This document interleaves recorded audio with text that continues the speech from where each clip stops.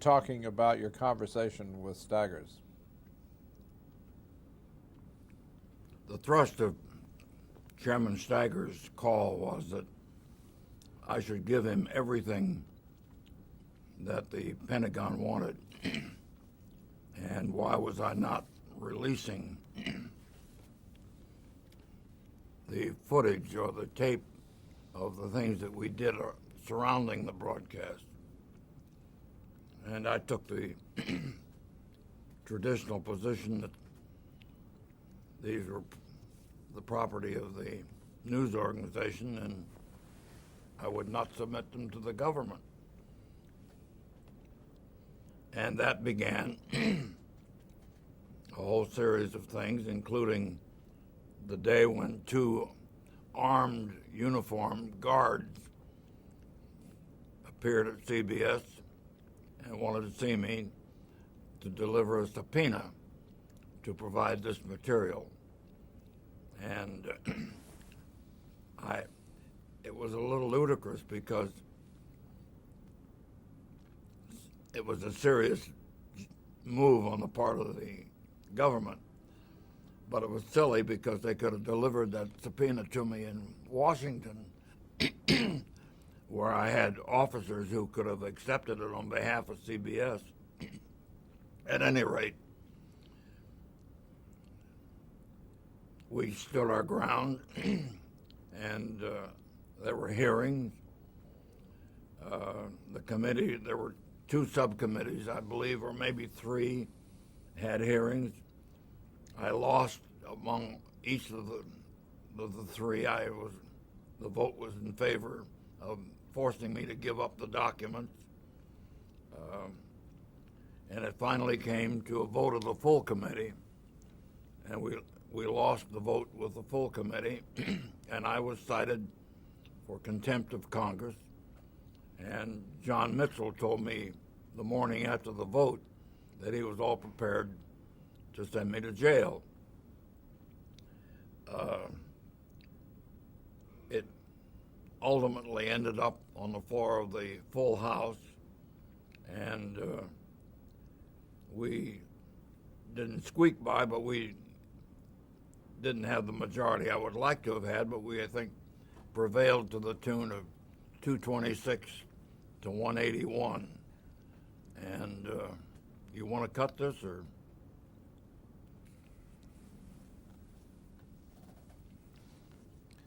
You were saying you didn't remember the vote, but it was something like 200. Well, I think what I was when the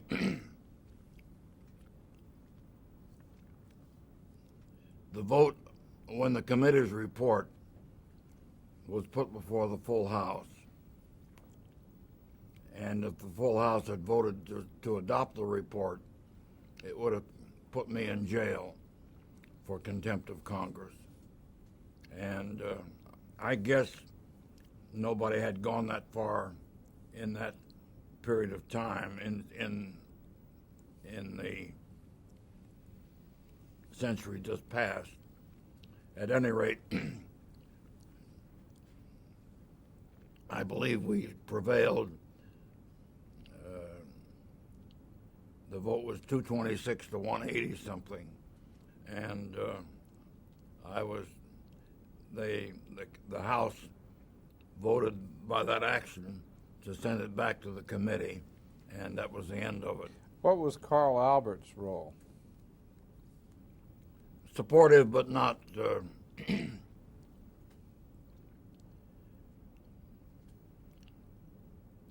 I really. He was friendly. I talked with him about it.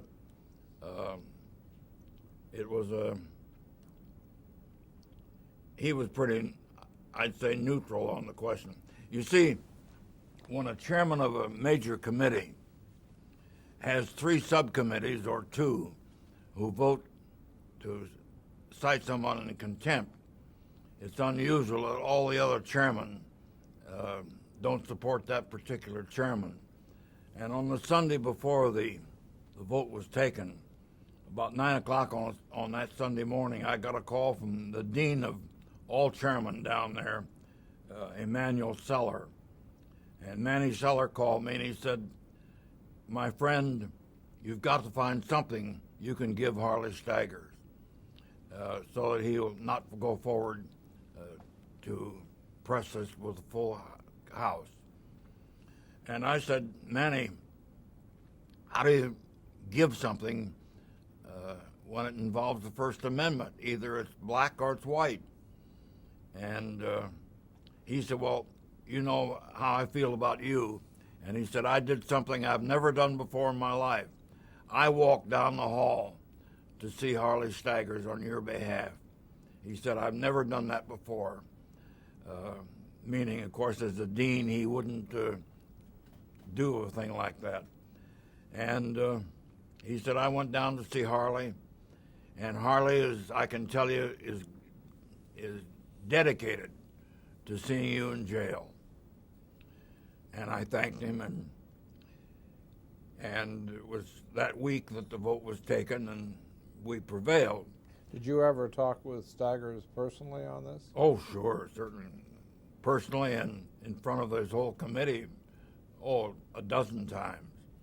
He'd get ready. Well, on one occasion, I got a call from his general counsel, I believe, and anyway, somebody close to him, who said the chairman wanted to meet me at 1 o'clock in his office,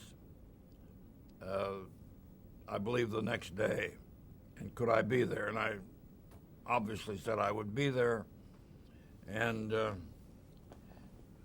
Staggers met me and said, if I could just give him, nobody else, if I could just give him some of the film so that he could say that I had complied, that he'd forget the whole thing and the committee would send me home and so forth. And I said, I don't see how I can do that.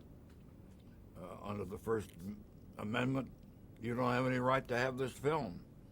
And I'd, in effect, be betraying everything I stand for if I gave it to you. He got red in the face. He was sitting on one side of the desk and I was on the other. And by the way, he had said I could have no one with me, nobody from my staff, a lawyer, or anybody. I had to be alone. He got very red in the face and he said, I think we ought to pray. Now, this is the first time anybody had ever suggested I pray when I was in Washington. But at any rate, Staggers got down on his knees on the other side of the desk and began to motion to me to get down. And I got up and I said, Harley, I can't do this, and walked out of the office. But that's the kind of pressure. You asked me if I saw Staggers. Yes, I saw Staggers. What was your relationship with John Pastore, and can you relate for us the contretemps that you had with him over pre-screening of television programs for the NAB? We had done a late show, I think at 1:30 in the morning, a movie that offended some of his constituents. And he called me down about it. Was that the Texas Chain something massacre? I've forgotten what the film was. Chainsaw Massacre. And he said that we had to do something about this kind of programming, which he found offensive. The group that came down to see him, I think, were 12 nuns. And I infuriated Pastore by saying, you know, what were they doing up at that hour of the night watching television? And he didn't think that was funny. I also asked him if he'd ever seen the film, and he said he had not seen it and he wouldn't see it. This created quite a little bit of tension. Following that experience, something else happened that offended him or offended his constituents. And he got a hold of Goldenson and Sarnoff, Bobby Sarnoff, in separate meetings and got them to agree that all programming would go through an NAB committee before it was put on the air. And he called me down to tell me that my two colleagues had agreed to it, I think knowing that I wasn't going to agree to it, and I told him I wouldn't agree to it. And it was a friendly enough meeting. He was tough, and but we, I think, had respect for each other. Anyway, he threatened to go to the NAB convention and go on the floor of the convention and try to get the whole industry to support his position to embarrass me. And I had made arrangements to be at the convention too, and told him beforehand that if he did that, I would take my position to the full floor. And he backed down, and that was the end of it. And he never went forward with the pre-screening scheme. I always felt that was the closest I came to real trouble, because if John Pastore, with the support of Warren Magnuson and the people on his major committee, were to come down hard on this particular thing, it would be very tough to fight them off. We'd ultimately go to the Supreme Court, but I didn't look forward to the fight that was going to take place. But to John Pastore's credit, he didn't go forward with it. But you said no. Hmm? But you said no. Oh, absolutely. Do you think it ironic that 25 or so years later, the leaders of the industry have agreed to the V-chip concept, which essentially sets up an entire rating system for the industry? I'm embarrassed for the industry or the leaders for having done that, but I think that's just the beginning of things that'll be worse. I think with the ownership now of the broadcast facilities and cable in the hands of big corporations, there will not be the dedication to the First Amendment that we had when we were independently, in quotes, owned, a la NBC, a part of RCA, and CBS being owned as it was. I don't see that kind of leadership putting aside the impact it would have on the stock prices in favor of a principle like the First Amendment. Newspapers are still standing their ground on the First Amendment. I don't know what's going to happen in broadcasting. To turn away from that area for a moment, or just a little way, but back to a programming issue. The most popular show on the air today is Do You Want to Be a Millionaire, the Regis Philbin show. Does that make you think of the great era of quiz shows that occurred in the 60s and the aftermath, the quiz scandals? Sure does. But what happened then? What happened then? Yeah, with $64,000 question. Well, it wasn't as clean as we thought it was, as we had been told it was by the producer. So we took it off the air, that's all. On one Friday afternoon... That's not quite all. There ended up having government legislation about it. We took 5 hours of daytime programming off and a couple of nighttime shows on a Friday afternoon and replaced them over the weekend because we wanted everything to be on the air what it purported to be.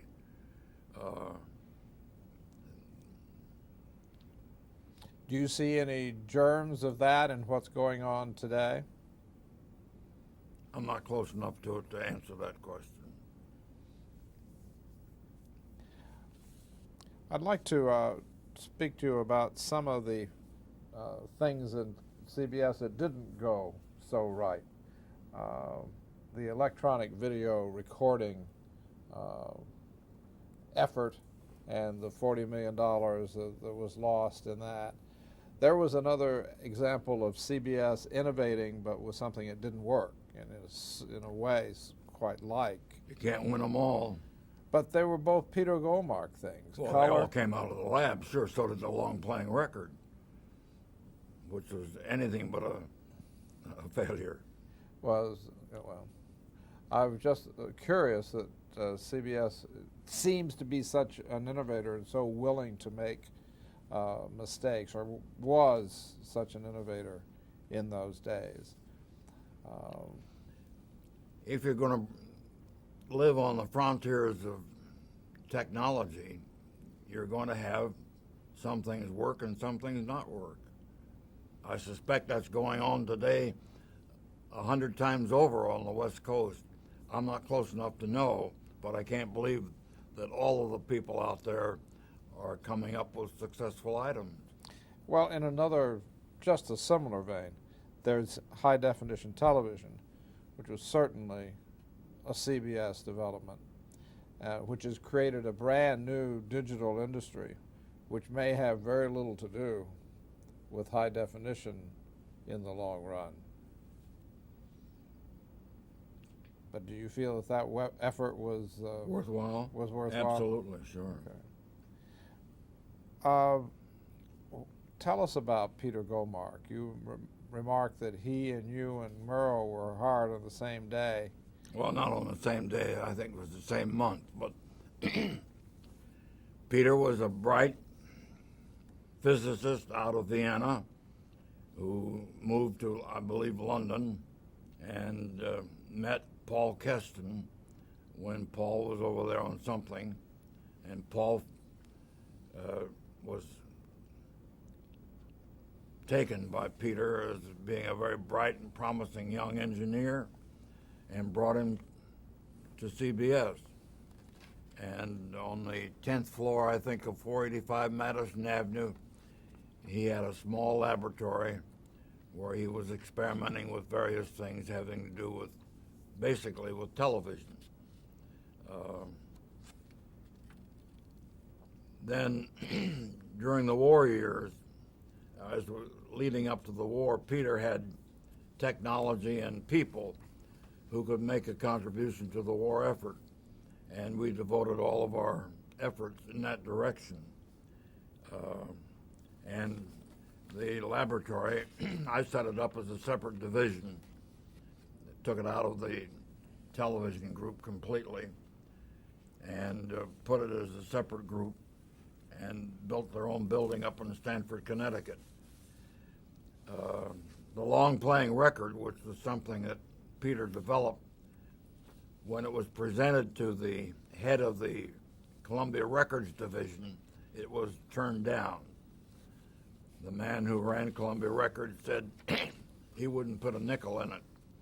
I had the philosophy that if the labs did work for a division and a project was approved, its budget was provided half by the division that was going to benefit, if any, and the other half would come out of corporate coffers. And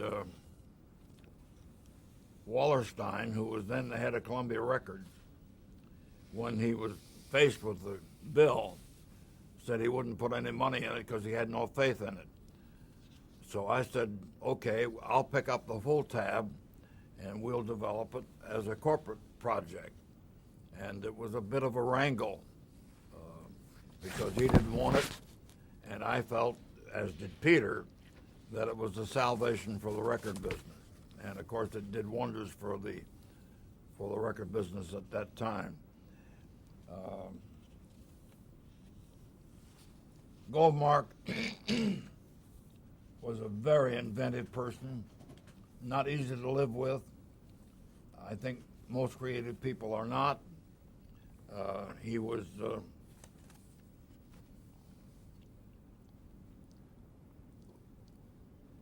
many of the things that are happening today were things that Peter talked about as possibilities as he was dreaming about the future of his technology.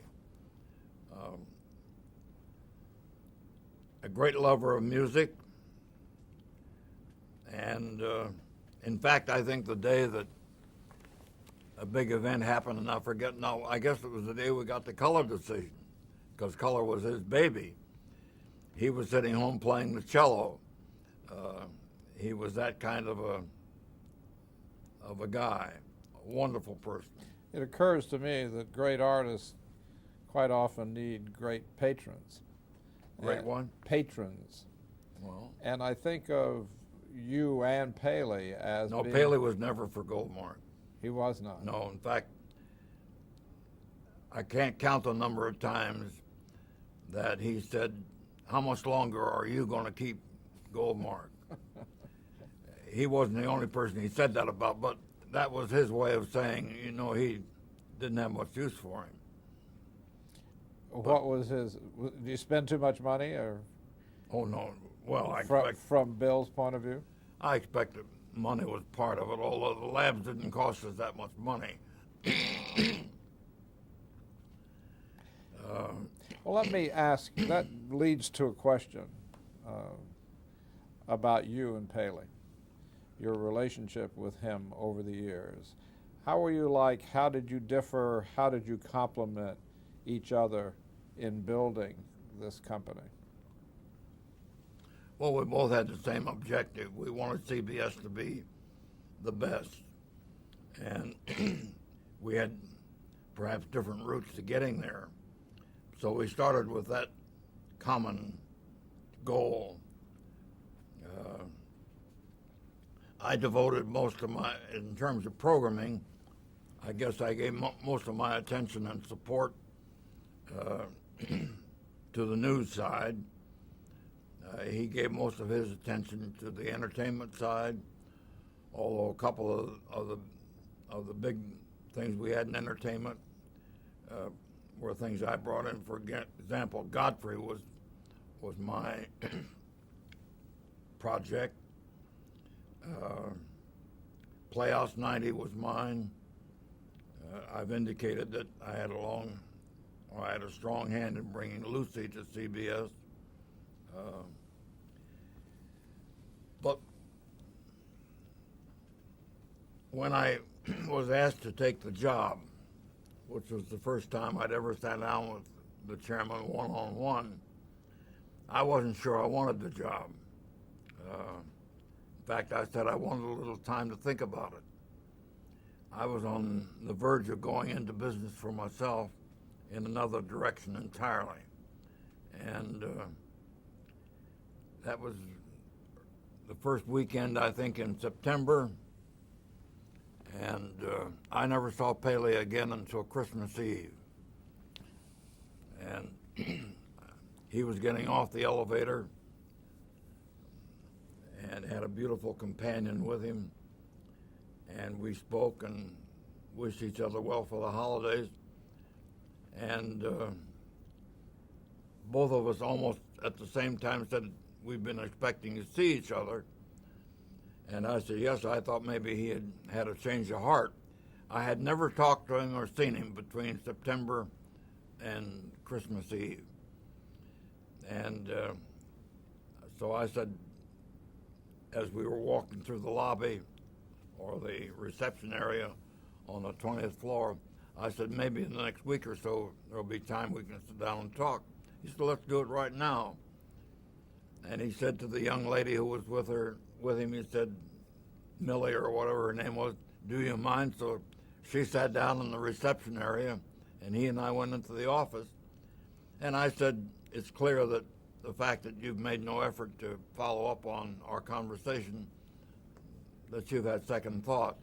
Oh, no, he said, I was just waiting for you to announce it. And he said, whenever you want it, and I said, I would like to do it. He said, whenever you want to do it, go ahead and announce it. So there was no talk about titles, no talk about money, no talk about anything except will I take on the presidency. I didn't see him then for another couple of weeks. And in those days, we had our shareholders meeting early in the year, and it generally was held in the boardroom because nobody came. It was half a dozen people, maybe a dozen. And I went to the boardroom to see whether the arrangements were set up for the room.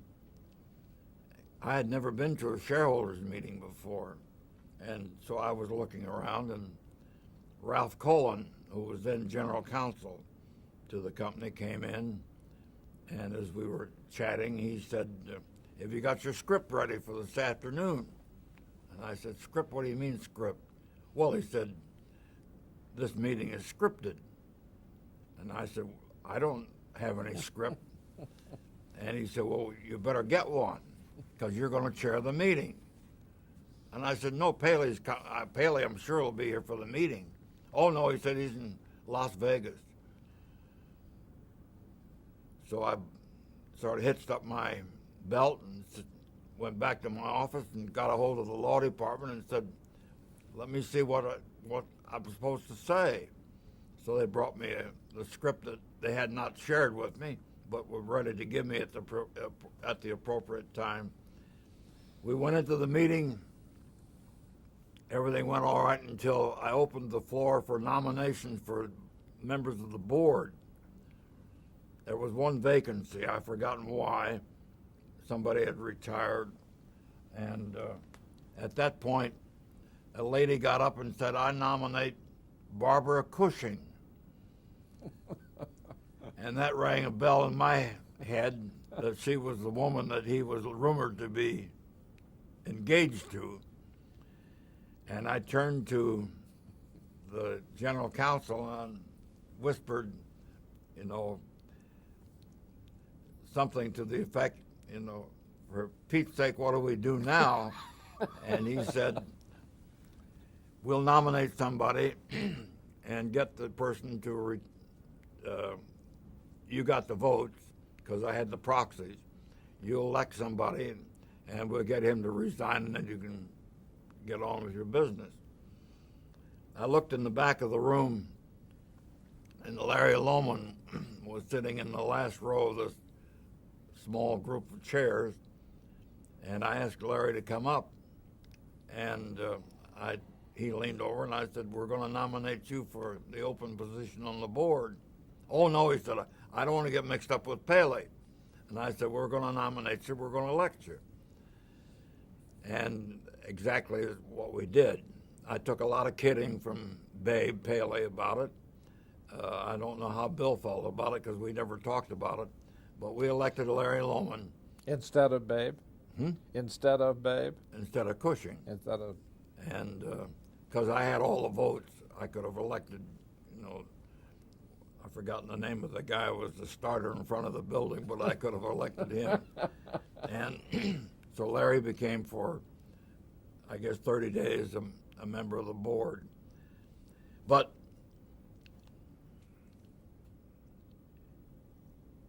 I generally talked things over with Paley when there were important decisions. I didn't try to interfere with his behavior and his outside activities in any way, and he didn't give me any trouble.